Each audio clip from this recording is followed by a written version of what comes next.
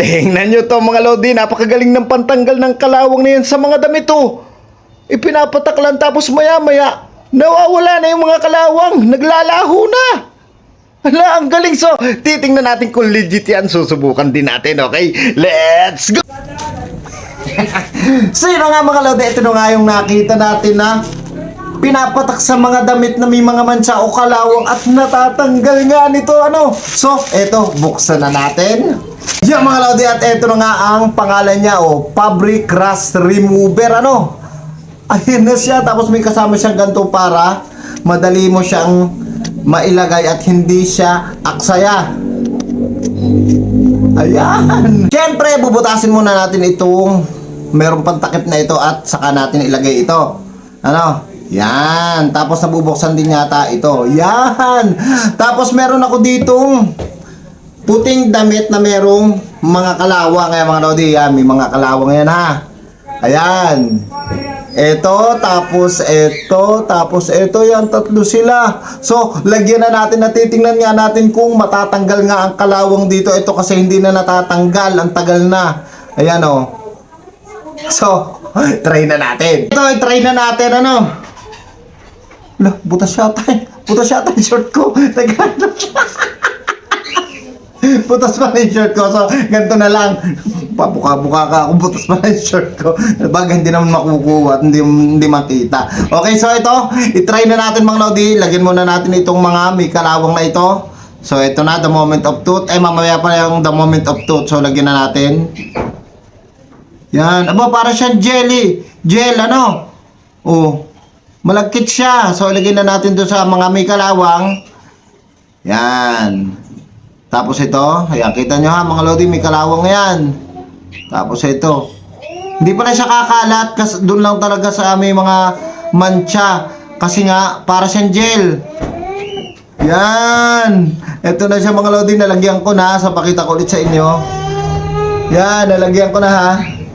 Yan, at titingnan natin kung matatanggal siya. So, takpan ko muna ito kasi gusto kong masurpresa kung legit nga ito. So, mga ilang minuto siguro. Okay, balikan natin ito. Habang hinihintay natin ang resulta nito, so ito, lalagyan ko din itong sa asawa kong damit na may kalawang. Paya mga lodi, ano.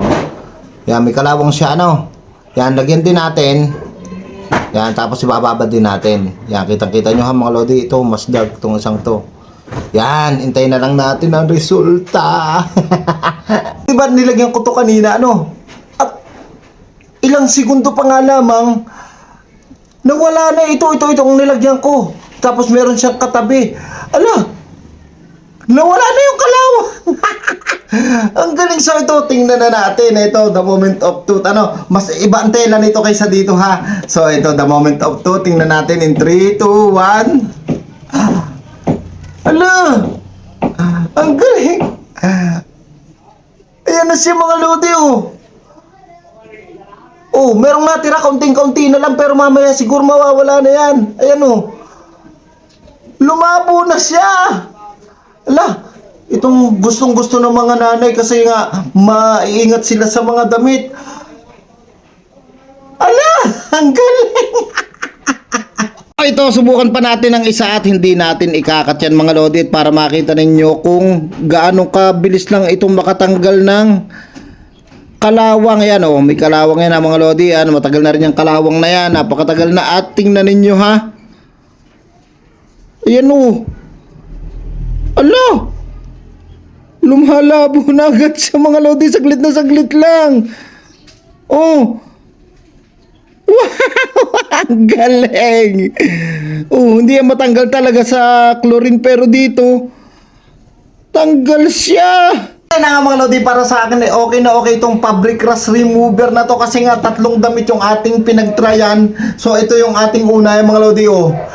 Yan oh, kinusot ko siya ng kaunti nang walang sabon, oh, wala na. Nawala na yung kalawang niya. Tapos ito, hindi ko na mahanap kung saan natin nilagyan. Kasi nawala na nga yung kalawang. Tapos ito yung toga ng aking anak. Wala na yung kalawang.